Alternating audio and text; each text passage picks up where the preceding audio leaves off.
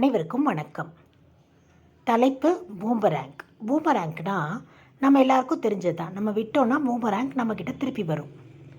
இது நம்ம வாழ்க்கையோட ரொம்ப முக்கியமாக சம்மந்தப்பட்ட ஒரு விஷயம். இது எப்படி வாழ்க்கையில் சம்மந்தப்பட்டதுன்னு யோசிக்கிறீங்களா? வாங்க சொல்கிறேன். நம்ம டெய்லி வாழ்க்கையிலே நம்ம நிறைய பேரை சந்திக்கிறோம். நம்ம வீட்லேயும் நம்ம நிறைய பேரை பார்க்குறோம். நம்மளை அவங்க ஏதாவது ஒரு விஷயத்தில் நீ இதை தப்பு பண்ணிட்ட அப்படின்னு சொல்கிறாங்கன்னு வச்சுக்கோங்களேன். பேசாமல் போயிருங்க அந்த இடத்த விட்டு. என்ன கேட்டால் அதான் நல்லது. அதை விட்டுட்டு நான் இதை செய்யலைன்னு அவங்ககிட்ட போய் விளக்குனீங்கன்னு வச்சுக்கோங்களேன், அவங்க நீங்கள் இப்படி செஞ்சேன் அப்படி செஞ்சேன்னு உங்களை ஒரு 10 காரணம் காட்டுவாங்க. ஒரு கட்டத்துக்கு மேலே சொன்னால் சொல்லிட்டு போகிறாங்க அப்படின்னு நம்ம விடுவோம்.